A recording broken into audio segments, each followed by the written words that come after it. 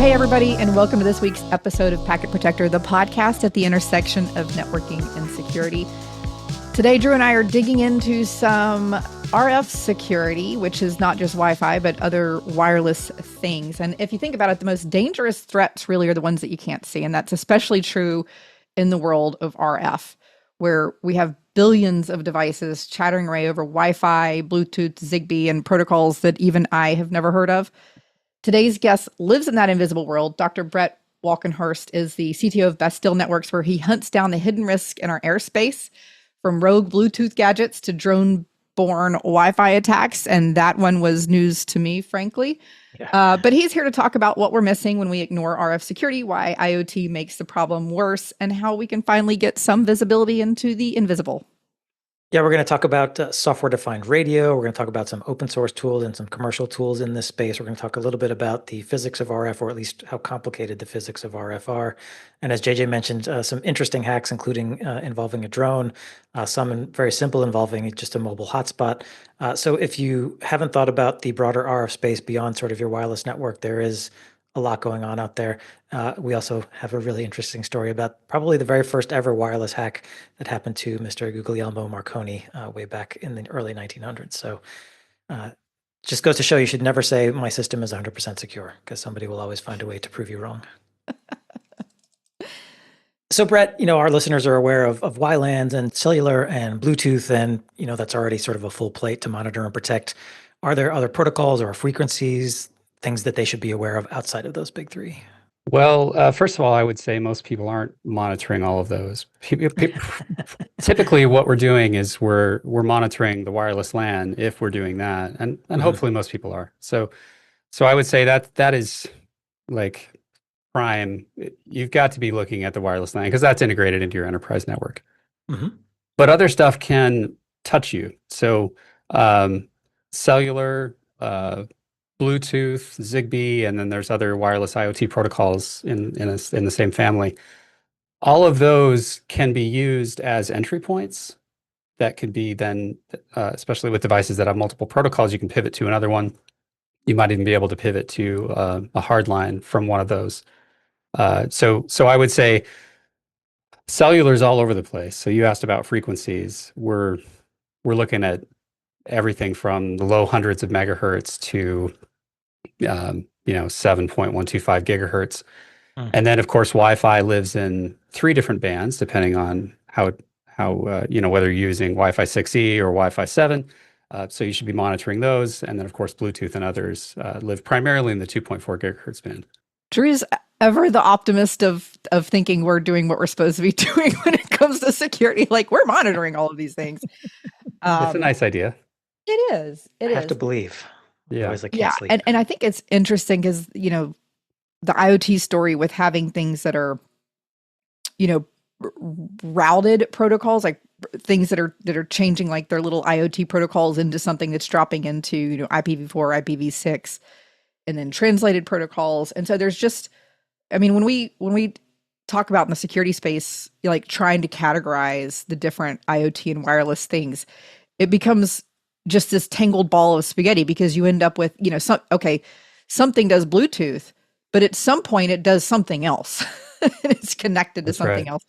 And the same thing usually with, cellular and anything else. So it becomes this strange like tangle of protocols and connectivity and wired and wireless. And I do feel like, we don't really have good visibility into that. And even on the Wi-Fi side, it's embarrassing the number of organizations I walk into, being a wireless security person, and kind of realize that the only thing they're monitoring for are things that impact performance. They're not really even monitoring for security. Maybe rogue devices, but that tends to be the extent of it. So let's talk a little bit more about that then. The limitations of what we typically do, even with Wi-Fi.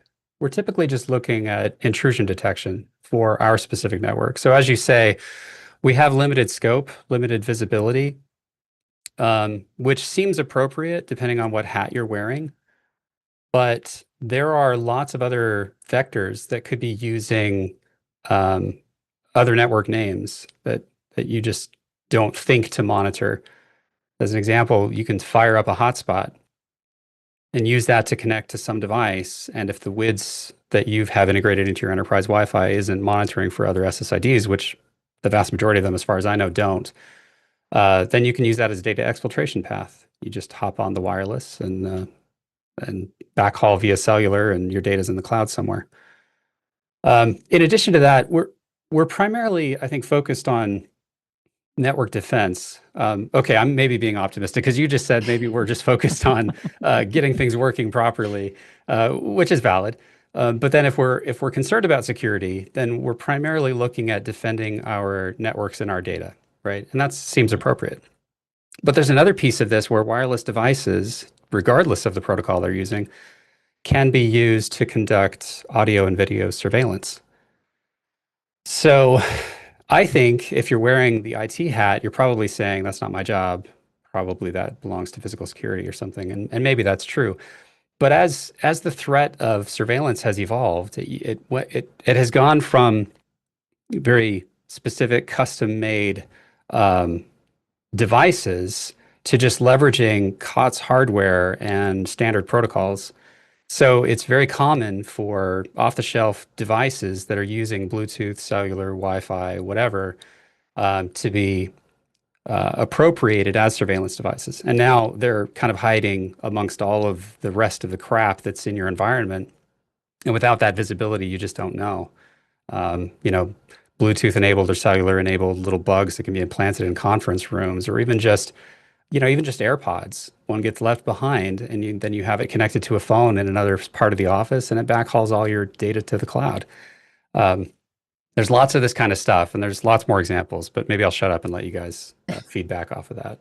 Well, I think the whole RF threat thing is just something we don't, I think about it, right? You think about it, but I think in general, it's something that goes unthought about by most people in the industry, even the security professionals. I agree. And you were just giving, several examples. So if we kind of come back to the Wi-Fi thing, and I think a lot of people think, oh yeah, I'm monitoring the Wi-Fi, I'm monitoring with my Wi-Fi stuff. And in most cases, most Wi-Fi products are going to monitor. Well, they can only monitor what they have radios for, right? Yes, that's right. So, if you're working in 2.4 and 5 gigahertz, your wireless system isn't able to monitor even the 6 gigahertz Wi-Fi stuff, much less stuff that's in the sub 1 gigahertz, et cetera. That's right. So it sounds like in some of the examples I've heard from you and seen from other places are, that we have all of this other stuff that's sending data over the air, and we don't even know that it exists, or even like that it exists, what it is, what it's transmitting, and whether or not it's supposed to be there. Absolutely. That's right. So typical front end is dedicated for specific frequencies, and you can't typically tell it to go somewhere else. It just doesn't have the capability to do it. So you're blind to every frequency that is not covered. So like, as you say, the APs are covering 2.4 and 5. That's it. They can't see anything else. They're not going to be able to see cellular frequencies. If they want to, they could try to focus with the right firmware in place. They could try to focus on the Bluetooth, and some do try to do some level of monitoring of Bluetooth. The problem, though, that we run into is these are resources that are dedicated to enabling operations in the enterprise. That is what they're good for. That is what they should be doing. And whatever extra resources they might be able to scrounge, maybe they can allocate to doing some security functions. But it's tricky, right? You have limited processing available. So you have to think about those limitations and realize that whatever visibility you think you have is probably a bit limited. So you should keep that in mind and be aware of the risks of what you're not seeing. So can you talk about what the risks are, what the risk level is? Because if I'm in an enterprise, I've already got my hands full. What do I need to be worried about, and how worried about it do I need to be? Like you gave an example of somebody bugging a conference room. That I'm guessing that's not an everyday occurrence, but how, what's my worry level? Yeah, sure. It's a hard question to answer. It depends on who you are and what you're trying to protect. Mm-hmm. Maybe I'll split the world into two main categories. One, we'll talk about audio video surveillance. And that may not feel like IT's job, but it is using COTS electronics in the same way that standard wireless attacks would be attacking your infrastructure. And then again, the second category would be that where we're trying to attack the network and or compromise the data on that network in some way. And there's different examples. So the fact that something has been well known for a long time, you would think, oh, we've got that covered. But something as simple as an evil twin attack, uh, these are very effective still. They're really easy to implement. There are COTS products out there that do it. And the evil twin comes in different flavors. So as an example, there were some successful attacks being done on a non-government organization in Western Europe by, we'll say, an advanced persistent threat, but they were actually on the ground conducting evil twin attacks and other kinds of wireless attacks, which they've gotten really good at. What is an evil twin attack? Oh, yeah, sorry. Let me back up. So an evil twin attack is where I instantiate an access point that emulates an access point on a network that I want to attack. That's one flavor of it. Mhm. So I create, I leverage a Wi-Fi interface and I start beaconing out as if I'm an access point on a trusted network. That would be a kind of attack where I typically try to get some information from a user and crack credentials somehow. So I would try to compromise their security by posing as a legitimate network, and then use that information that I gathered to crack it, to break into the actual network. Uh-huh. Another way to think about that would be, I don't care so much about attacking a specific network, but I want to just get clients to connect to me in a way that they trust the relationship they have with me. So other forms of an evil twin would be, when you see probe requests coming from clients, you would respond to those probe requests. And that kind of pattern has evolved over time in different ways as the defenders did something different, the offensive guys did something different. It's evolved a bit, but the basic idea is you're trying to trick clients into connecting to you that, yes, I am Starbucks, or whatever it might be, right? It could be just very, very common SSIDs that you're going to send out and try to get clients to connect. And once they do, you're in a trusted position, you're in a machine in the middle kind of position. You can start to work to compromise those client devices in various ways. So all of those are flavors of an evil twin attack. So this story that I was referring to from Western Europe, where this APT was working to infiltrate this organization, they were actually apprehended. But they were somewhat successful in their attacks, and they get better over time. And it's interesting because some of these APTs pay a lot of attention to wireless, and I don't think in the US we have paid as much attention on the defensive side as they are on the offensive side. Huh. So some years later, we have another example of an evil twin attack that was conducted. Rather than putting personnel on the ground, they mounted equipment to a drone and flew the drone and landed on the rooftop of this financial services firm. And they were successful in penetrating the network, and they were starting to snoop around, and they did something stupid on the network that got them caught. And ultimately, they took them a while, but the defenders found these drones and recovered all the equipment and put the story together, and it made the news. So that was interesting because it was an evolution of a very old style of attack, but you didn't have to put people on the ground. You just put devices forward, right? So those are simple examples of something that many defenders probably know about. If you don't, that's okay, but it's been around for a long time, and yet it's still very effective. And there are devices that you could just buy off the shelf that will instantiate that kind of an attack for you. And we talked about, Drew, when Achille was on a few weeks ago with talking about mobile threats, and applications, et cetera. Well, one of the things we talked about is there are so many deficiencies, especially in mobile apps. I'm going to say, I think, traditional endpoints and full operating systems we do a little bit better job with, but especially mobile apps. And we have so many devices now running around with corporate data on these mobile apps. And one of the things we talked about is how so many of the apps are not communicating securely, including 20% of financial apps reported by some of the researchers, and other corporate like productivity apps, et cetera. And so you're talking about now, having devices connecting to something, and you've got like basically an on-path attack where, if you're the user, you don't even know, because if that attacker is just passing your data on to the next hop, you don't know that they're in the path. And if you're doing it from a mobile device, you don't know that you're using a vulnerable app and they haven't managed, the key exchanges and encryption appropriately, et cetera, et cetera. Like there's just this long list of this domino effect of, things happening over the air in combination with other things that like to Brett's point, it boggles my mind because the attackers are all up in, RF, they're all up in embedded systems, they're all up in like everything that we just have no visibility into. And it's alarming. It's a vast attack surface. And along those same lines, like we all carry these very sophisticated smartphones around with us all the time. Maybe there's a few people out there who don't. I kind of am jealous of you, but these are really solid devices that speak multiple wireless protocols. And yet, whether it's an app like you talked about that's been in place, whether you put it there or someone else was able to put it on, and maybe it's running in the background, doesn't even show as an application.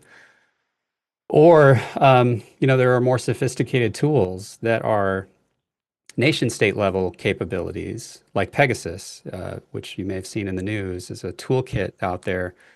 And unfortunately, that Pegasus toolkit has been leaked to foreign APT, and that's been demonstrated. Leaked. Air quoting leaked. I don't know how that happened. It certainly wasn't an ally of the country where Pegasus was created. But somehow they got a hold of some of these capabilities, and that was evidenced by an attack that they conducted using a watering hole attack on a different government organization. So those kinds of capabilities are now in the hands of what we know as bad actors. I mean, Pegasus got enough bad press, and there are other tools like it out in the world, but now this is promulgating through the ecosystem, and attackers have access to these capabilities. And among other things, Pegasus has the ability to implant malware on target devices without any user interaction. So there are zero-click attacks that they've demonstrated, and the ones that we know about at least have been patched, but who knows what other capabilities they have. So phones are susceptible to hacking in a way that you can have that malware living on your phone, and the attacker has command and control of everything available on your phone, all the interfaces, all the memory, all the applications. They can read your emails, they can read your texts, they can listen in on your phone calls. Now your phone has become a really capable surveillance device against you. And we allow these devices everywhere we go in business and our personal lives. So you have to think about the fact that a compromised phone can come into your facility and you'll never know, but somehow, if it's already been authorized to access your enterprise network, they can use that authorization to do exfiltration however they want. They can control all the aspects of that device without the user knowing. So there's all kinds of reasons to be concerned about the way that we implement policy associated with the use of wireless enabled devices, as well as our total lack of visibility about their behavior. And I think we need to work on that. I'm painting a very gloomy picture, I realize, but I do want to make sure. It's realistic. I mean, I think we're here to shine the spotlight on the dark corners, right, of the networks and the airspace.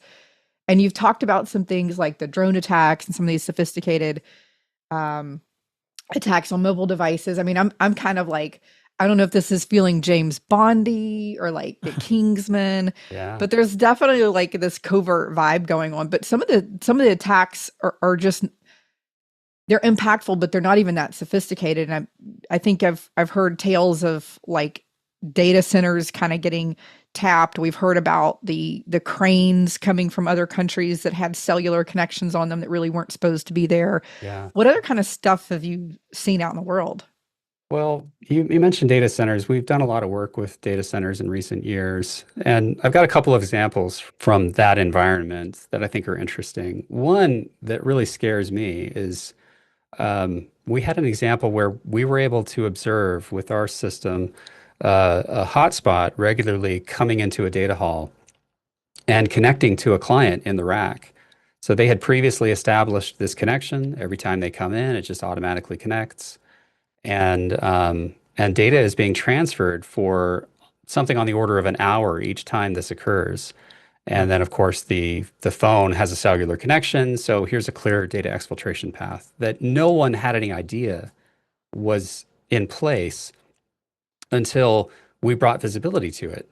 So how many places is that kind of thing happening where nobody knows? Because again, going back to the idea that your APs are going to secure your network. Okay, maybe they do, but they're not looking at the other SSIDs in the area. They're not looking for hotspots like that. They're not looking for the Yeah. cellular activity. And Well, without your DLP ain't going to catch that kind of stuff. Like that's right. you're just yeah, that you're SOL right there. Yeah. So So particularly, I'm sorry, Drew, go ahead.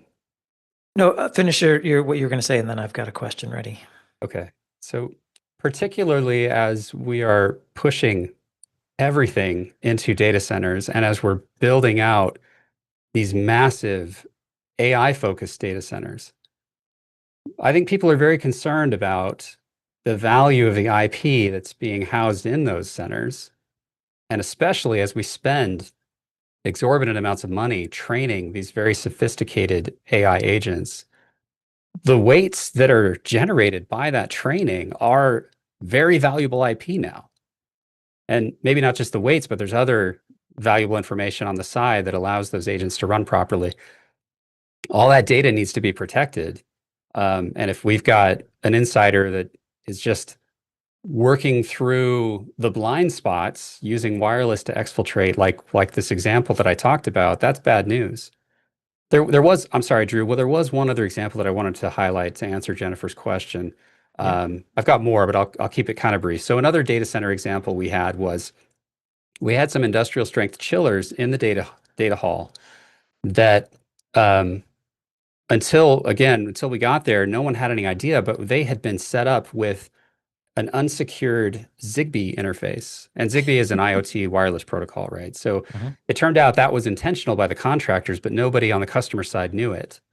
So the contractors loved it because they could pull up into the parking lot and manage the chillers from the parking lot using this unsecure interface. Meanwhile, it's dual homed and has wired connectivity into the rest of the network. And how susceptible that would have been, I don't know. How well they segmented that kind of thing, I don't know.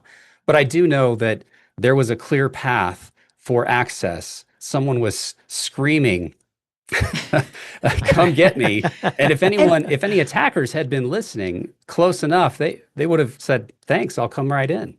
Yeah, especially with Zigbee. I mean, I think now, I don't know, I'm a fangirl of like Matter and some of the newer IoT protocols that are a little more secure, but so much of the industrial stuff and the facilities management, lighting and everything is like Z-Wave and Zigbee. And it's even if the protocol supports a secure configuration, the manufacturers typically don't build it that way because that's really not their focus. Their focus is, make the chiller work, get the lighting system to work. They don't really care about how the protocols and the data packets going around and the encryption keys, et cetera.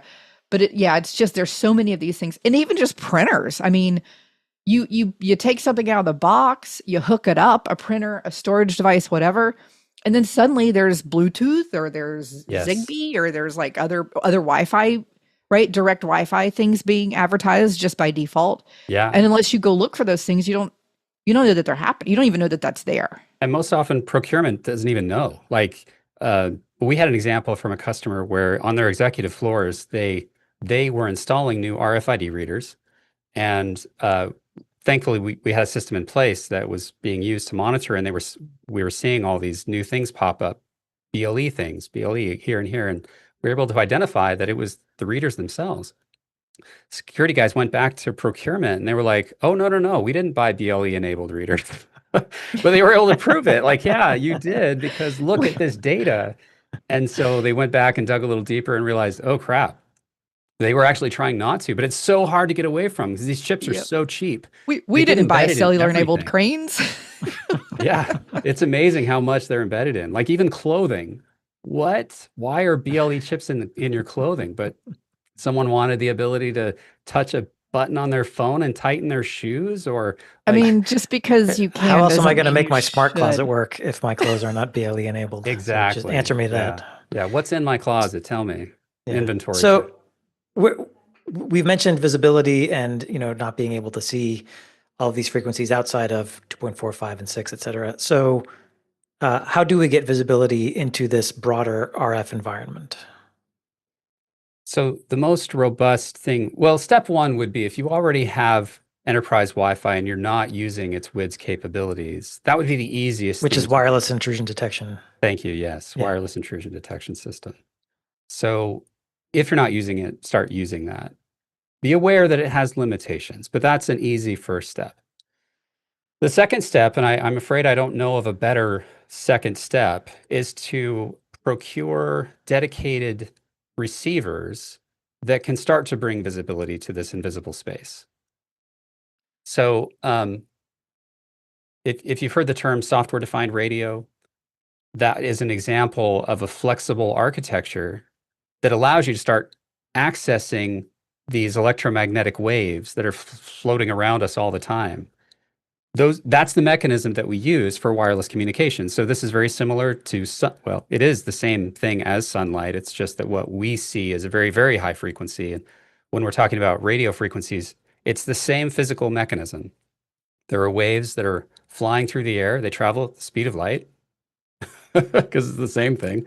I want to make laser noises like pew, pew, pew. Do it, Jennifer. Yeah.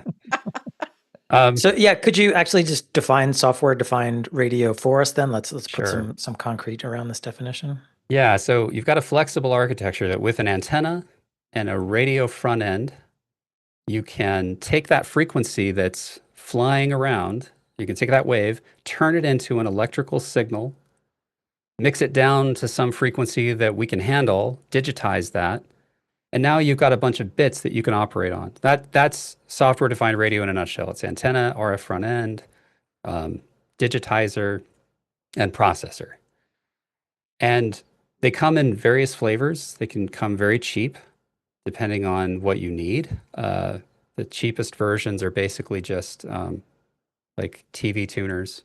You can listen in on different things at the lowest frequencies. Not super helpful for this application, but then there's higher tier stuff that allows you to start to see what's going on, but maybe not with a lot of bandwidth, maybe not with a lot of processing power. And then you can go all the way to professional grade SDRs that may be a couple $1,000s a piece, and they'll allow you to see in great detail with a lot of processing capability. And that's the kind of thing that we like to talk about is let's bring visibility to all this stuff. That requires a fair bit of processing. So if you're going to have dedicated systems like that, you want them scanning the frequencies, you want them detecting the wireless packets that are flying.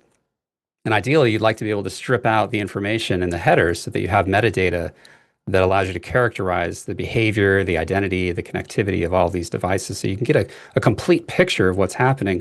Much like we've become used to having visibility into our wired domain, we kind of know who's talking to whom and what, and we can analyze that data.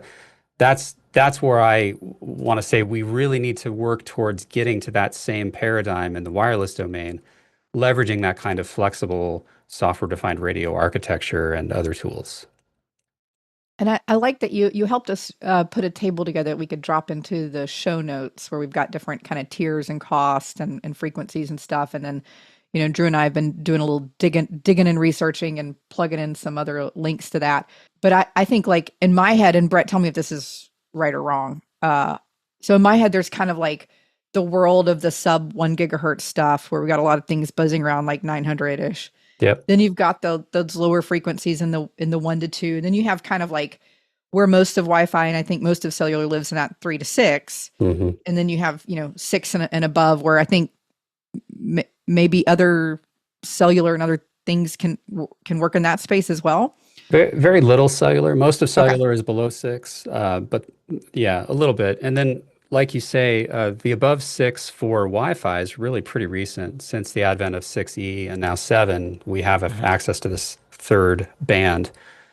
So the vast majority of commercial terrestrial comms is 6 and below. But having visibility up to 7 or so is helpful for those newer use cases.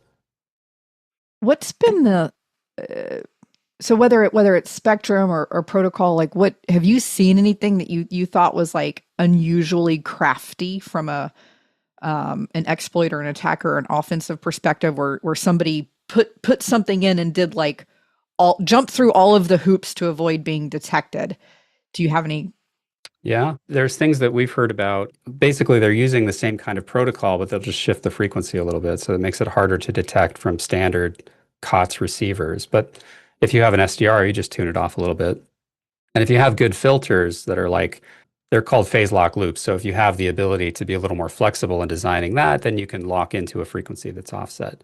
But you asked about like creative. One of the things the thing that popped into my head as you asked that wasn't so much about like how to hide per se, but it was like just a simple attack. Um, there's an attack that we came across that was published by some white hat researchers that I thought was really clever. It's about session hijacking a Bluetooth link. So you've got this secure connection and you think everything's great and maybe you went through the right authentication, maybe you've got encryption running, or maybe you don't, because as the user, you don't actually know. There's nothing to say. There's no like little lock item on your screen to say, yeah, we're secure. But anyway, you think you're all good. And then an attacker comes in, and there was this really clever paradigm that they implemented. They said, all right, we can just track this network as it hops in frequency. We'll just track it as it goes around across the band. And every time the peripheral responds to the central, so you've got a central talking and then the peripheral responds. Every time the peripheral responds, we'll just jam it. So you just keep stepping on that frequency over and over again. And you can do this very surgically, right? No one else needs to know. No one else is affected. You're just immediately, every time you hear the central, you know exactly when the peripheral is going to talk. You just send out some energy on that frequency and no one can hear anything. So the central eventually thinks the peripheral has gone away. And when the central stops talking, the attacker steps in and they take over that link. And they can do the same thing in both directions using different mechanisms. So you can hijack a session in one direction or you can hijack it in both and you can become a machine in the middle. There's lots of really clever tools that people have come up with that allow them to inject themselves and to take control or to modify data or just mess things up in some way. So if I'm going down the route of software-defined radio to get visibility into my RF environment, how do I think about operationalizing this? Am I like sort of taking a device and walking through the building once a week? Am I sticking up something on the ceiling at various intervals throughout my, physical footprint? What does it look like?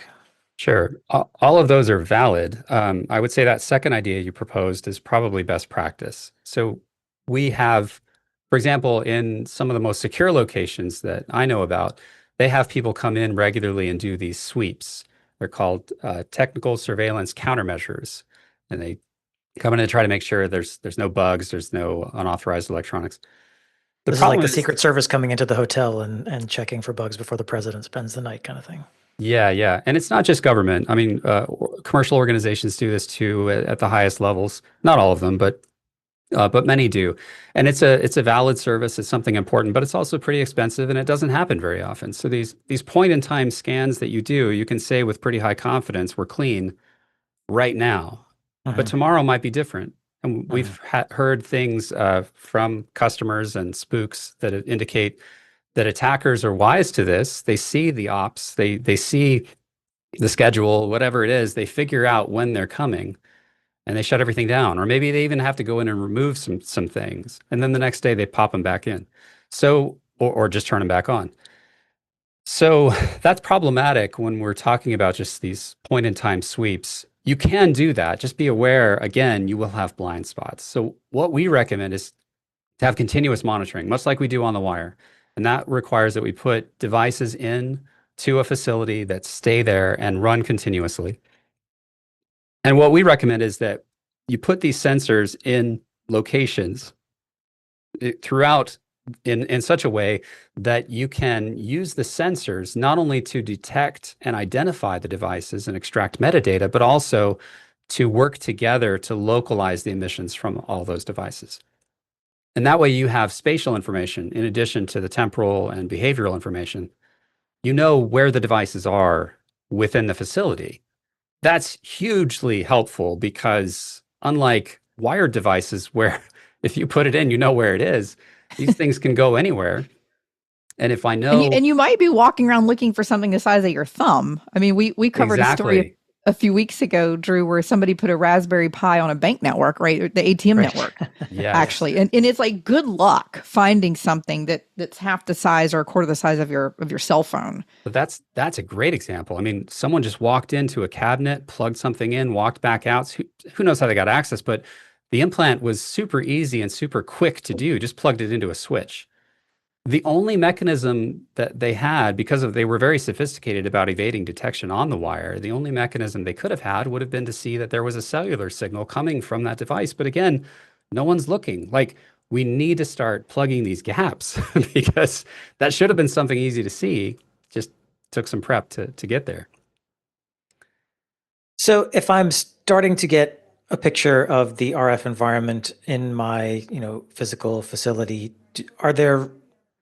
I'm thinking like, if we're talking about maybe starting to look at cellular connections and employees are using phones at work and that's expected, but do I run into the issue of I might be intercepting sensitive personal communications that I shouldn't be seeing? Is that something to think about as you're doing this? That is a great question. And it is something that people are often concerned about. Privacy is a big deal.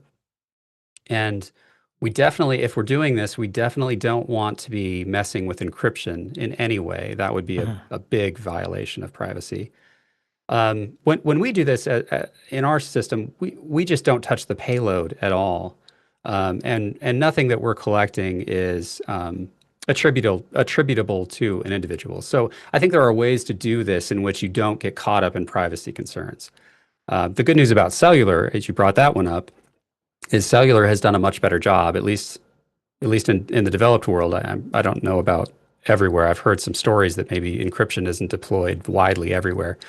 But I think among at least the three major US carriers, we do encryption like by default. So much of those interactions are protected, and good luck cracking them. I mean, we don't even attempt it, so I wouldn't recommend anyone else do either. But that's a valid question and something that people should be aware of if they're going to try to roll their own. But we're happy to work with you too. It reminds me too, like long ago and far away, one of the projects in the federal space, one of the things that we had swirling around was this, like, I don't even know what you call it, but it was this thing you could put something on your own network, and it would try to find any path out of the network that it possibly could. And then the vendor had basically something out on the internet in the cloud. Mm-hmm. And if your thing that you put on your own network made it out to the cloud, and it would track the path that it got there, in a way that you didn't expect, you knew that there was because in a lot of really any government or in large enterprise, you end up with links and ISPs and things that vendors or departments put in that you just didn't realize were put in, and you have entry and exit points in the network. And that was the point of that technology. But it kind of reminds me of the same thing, that I'm sure something like that's swirling out there that you can, so then you have to figure out, okay, where is that emitter coming from if something's coming out that shouldn't be? Yeah. And how do we go find it? Yeah.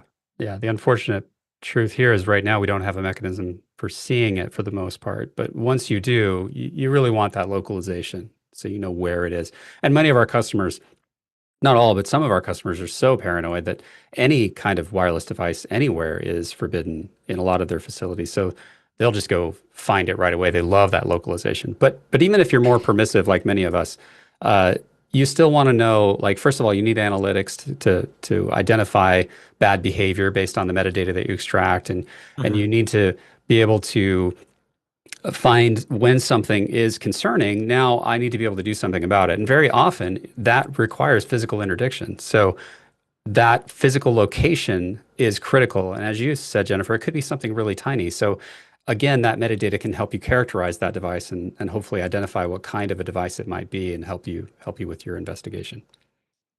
So is the idea here, it sounds like first I'm getting visibility. I mean, okay, I have a picture of sort of what's happening in the RF in my environment. Second is I assume I'm looking to do some baselining, what kind of looks like quote unquote normal. And then third, am I moving to setting up a system to tell me when there's a discrepancy that I might want to look at? Yes, I think that is a good path forward.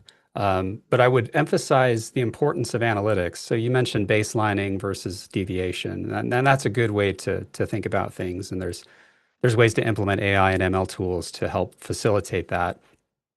But we can also use heuristic-based detection capabilities based on things that we know exist. So there's certain behaviors that would be concerning under any condition. We should detect those behaviors, and they will have some delta from what we know as a healthy baseline. We don't have to train a system on that. We can just do the research and implement the right things. So there's a combination of things here, right? There's heuristic-based detections and there's an AI ML component. But the analytics is key, especially in environments where you have a ton of stuff coming in all the time. You have to winnow that down. There's a crap ton of stuff, and you've got to find what are the few things that deserve my attention. And that's a really critical thing to be able to build. I'm thinking about intrusion detection systems of old, where in this example, in this RF world, if an employee comes to work with a brand new pair of AirPods, you don't want a million alarms going off when they turn them on to listen to some music at lunch. That's right. Yeah, but if but those it's hard, AirPods too. end up in the boardroom Well, and there's a phone that they're connected to in another room, that'd be good to know, right? So behavior can be very context dependent. Right. But it seems like the analytics then are going to be key if you can get that fine grained of what kind of problems are we looking at? Yeah. You mentioned metadata, looking at sort of I'm thinking from the, wired world, that the headers of the communications going through. So are we talking about what I'd expect sort of in a typical Ethernet frame, source port, destination port, source IP, destination IP, and protocol? Or what can I learn from the metadata in an RF environment? Yeah, some of that. Sometimes there are like capability advertisements in Bluetooth, or similarly from an AP when it beacons. Sometimes we can access the modulation coding scheme, which includes the data rate, like how much data is flowing, and what other kinds of things. So there's identity-related metrics that we gather, including whether it's a MAC address or some kind of other unique ID, depending on the protocol. And then there are specific both advertising and service types of data that flow depending on the protocol, and these can get very long hex strings of data that can sometimes be very useful, whether it's for identifying the device itself or that the device is engaging in a specific kind of behavior. So it's surprisingly helpful to have these complex sets of data that, as we start to dive into and slice apart, we can begin to see that, a complex combination of logic that checks this field for this kind of pattern and this field for this kind of pattern, and then maybe over time, we can really build a much richer understanding of what those devices are doing. it reminds me a lot of some of the more in-depth Nmap fingerprinting scans, where you get down into, not only is it Linux, it's this flavor and version of Linux, because the combination of, this port and this version of SSH, et cetera, et cetera, et cetera, where they take 20 different pieces of that telemetry, and that combined indicates it's this operating system very specifically, or this type of device. So it sounds like that, but for RF. Yeah, I think that's a good analogy. And I do need to just point out to the listeners that in this wonderful episode, it was Brett and not Drew who burst the AI cherry first for your bingo cards. It's usually Drew. Usually in the first 5 minutes of every episode, or at least the first 7 minutes, Drew's gotten AI out there. Everybody's had their shot. They filled out their bingo card, and we move on. Well, now I'm really ashamed, Jennifer. I'm really ashamed. I don't like to hype AI too much because I think it's overhyped, but it also has a place to play, and in particular, trying to look for deviations from the norm in a statistical sense that can be useful. So anyway, my bad. No, don't worry. It's an inevitable question and always has to be asked. Yeah. I'm curious. So I feel like we've been talking about sort of Wi-Fi and cellular and Bluetooth. What about IoT? Is there a role to play here?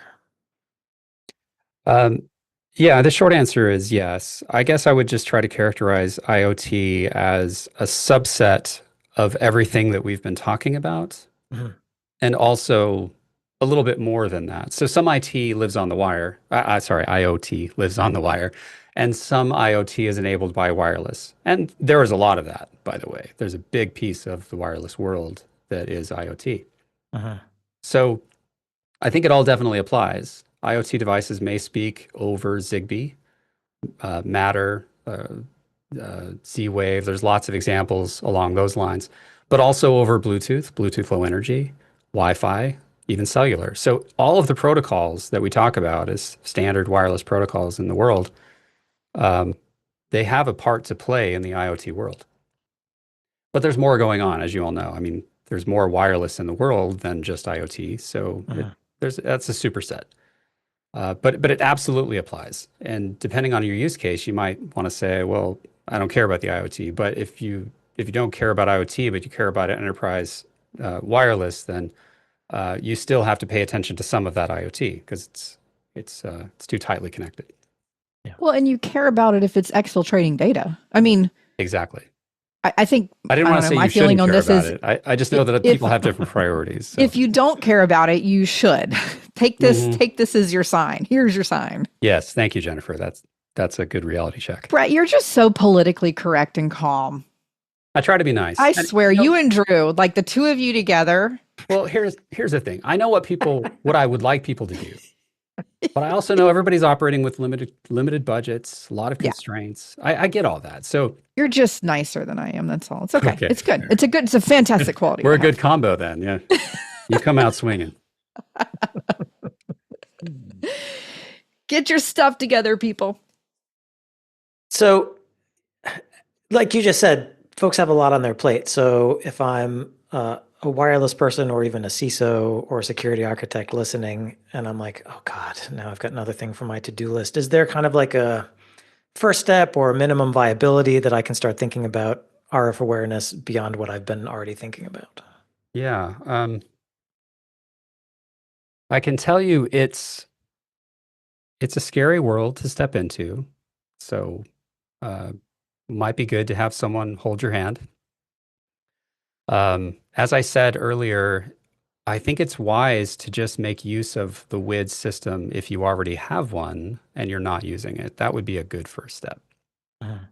If you want to start looking independently, I guess my recommendation sort of touches on something that we mentioned early on, that we often don't think about wireless, and there are probably some very good reasons for that.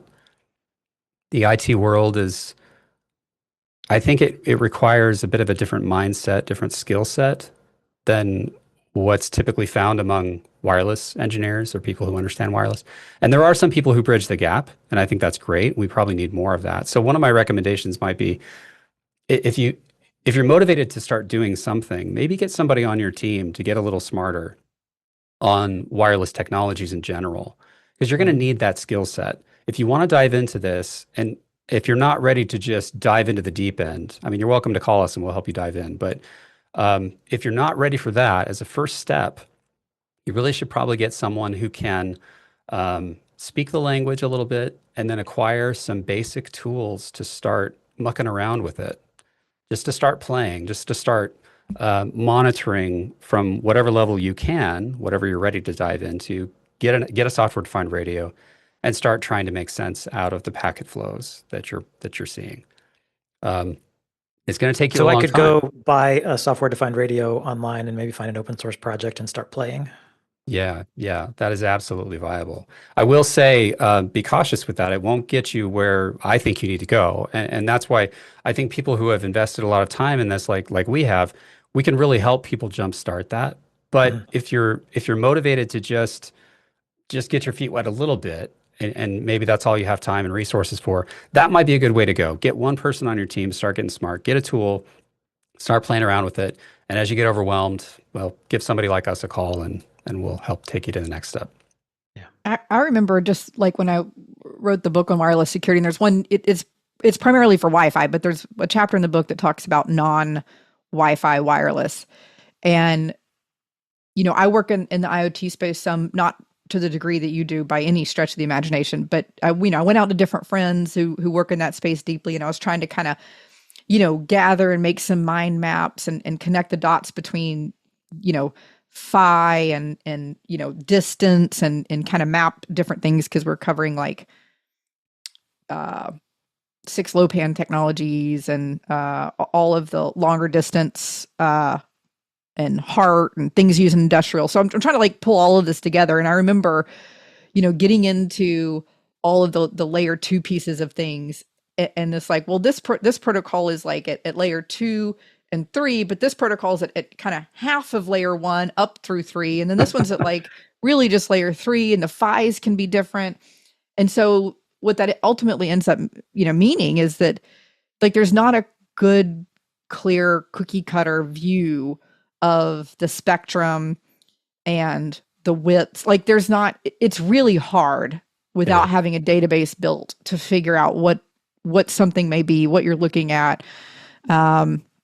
Even for those of us that work in the wireless space. So I think it's an interesting, exercise for some hobby playing. It's certainly not something I would try to do at an enterprise level, security program. But I do think, to Drew's point, it's nice to kind of like get some, if you're into that, right? You get some open source things, get your fingers wet and stuff, and at least wrap your head around some of the terminology because it's just so complicated.